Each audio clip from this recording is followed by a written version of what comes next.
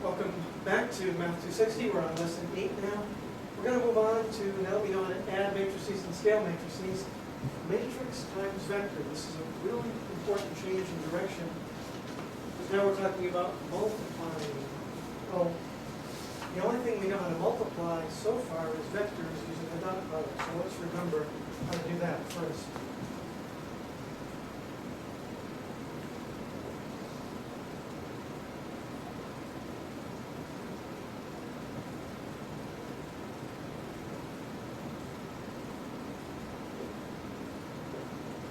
So here's two-dimensional vectors.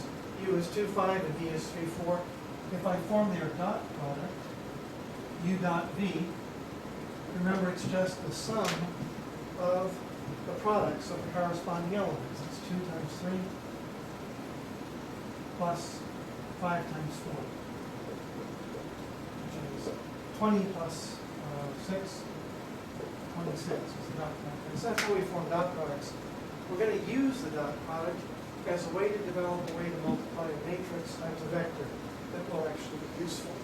There's lots of ways we can do it, but we're going to look at this way, which is not arbitrary at all, but actually quite useful. So how are we going to do this?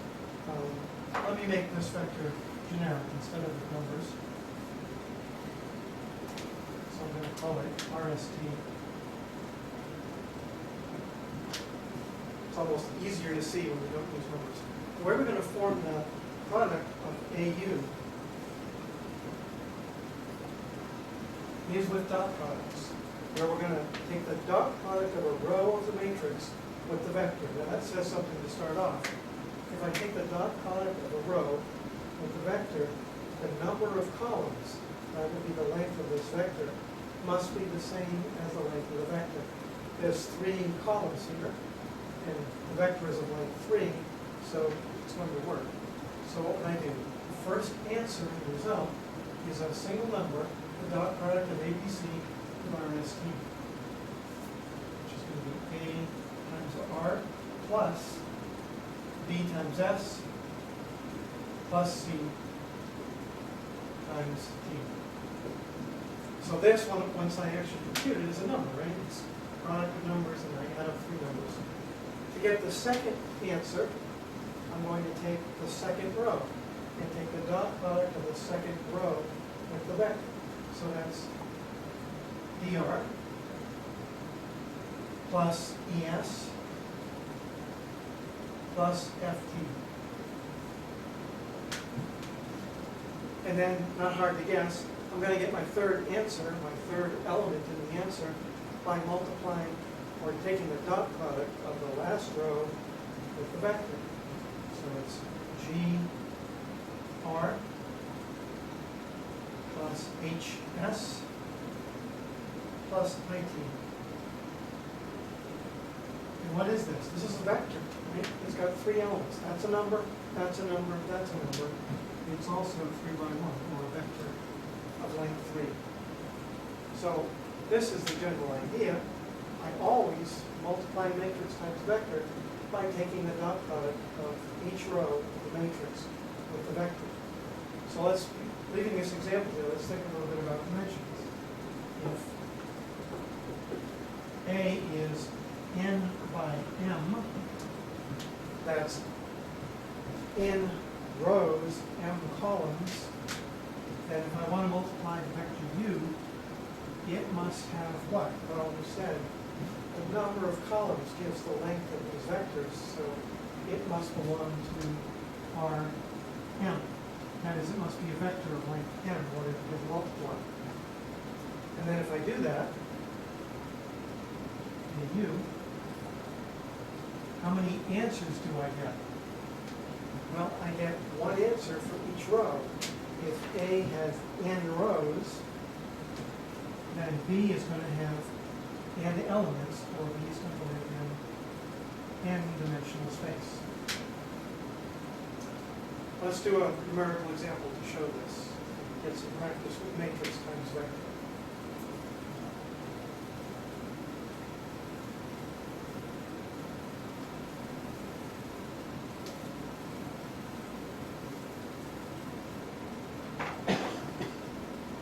make A not B squared in this case.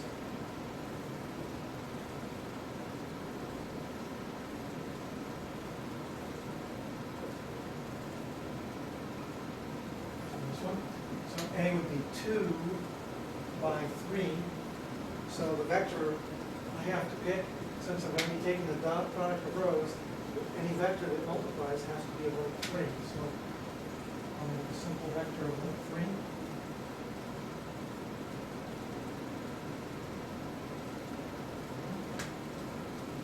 So then how would I compute KU?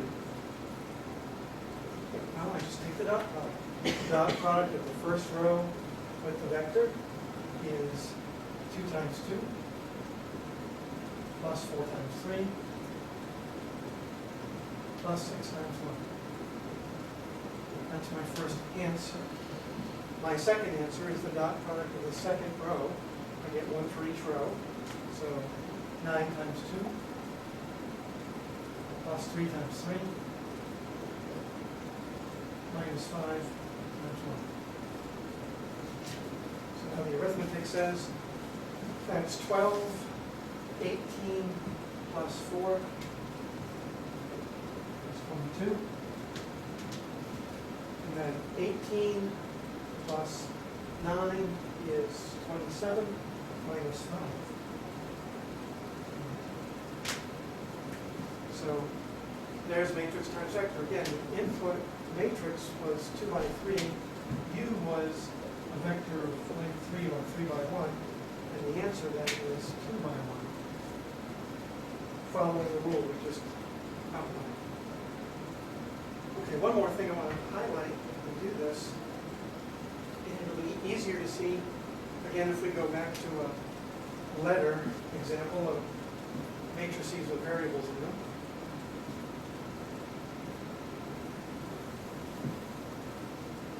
I can keep the vector that I have here.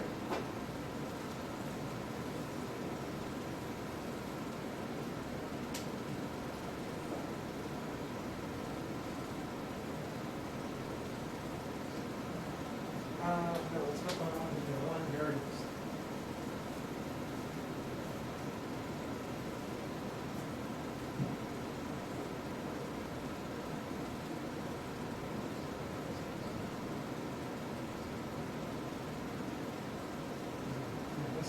Okay, let's try this. So if I multiply the matrix A times the vector of variables, I still follow the same rule. AU is going to be the dot product. So its first element is going to be 5x, dot product of the vector 5, 4, 7 with x, y, z, plus 4y, plus 7z.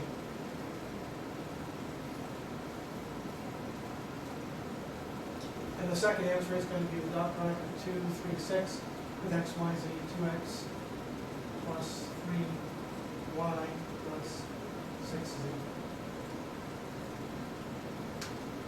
But that looks a lot like, this is a vector, right? 2 elements, 2 by 1.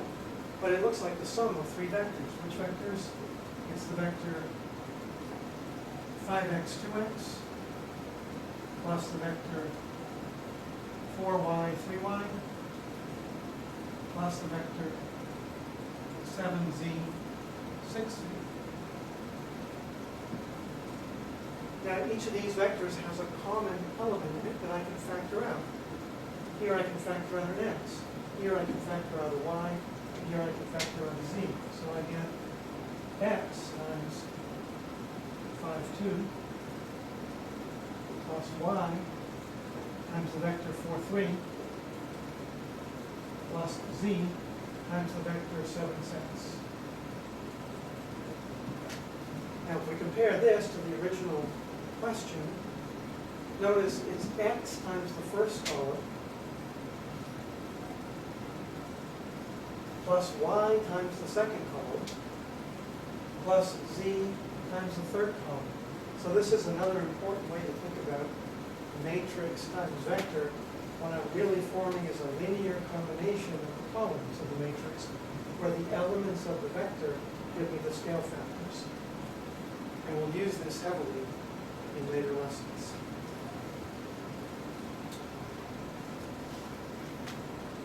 One other thing to note about this, though, while we're here, is even more we can extract from our simple definition of matrix times vector.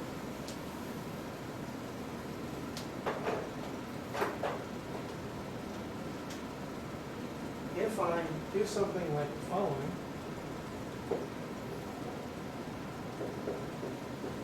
I set up a matrix vector equation, matrix times vector equals vector, and let's say that B, give it something specific, 2, 5 minus 3, then for this specific example, what I would be saying is that this must equal, I need a smaller vector, 2, 5. This must equal 2, 5. Well, what does it mean for vectors to be equal? Well, as outlined in one of our previous lessons, two vectors, this is a vector, that's a vector, they're equal only if each of the corresponding elements are equal. So what this equation would set up, AU equals B, well that's my B, that's my A, that's my U, is actually a system of equations. This says I must have 5x plus 4y plus 7z must be 2 if these two vectors are equal to each other. Also, 2x plus 3y plus 6z must be equal to 5. So if these two really are equal, then I have two equations that must be true. And so another way to look at matrix times vector is it gives me the ability to use matrix times vector equals vector to establish a simultaneous set of equations, because if this equality is true, it must be true for every case. This must really be that, and this must really be that. Okay, so that's our introduction to matrix times vector. We'll have lots of work on this in the workbook, and that concludes Lesson 8.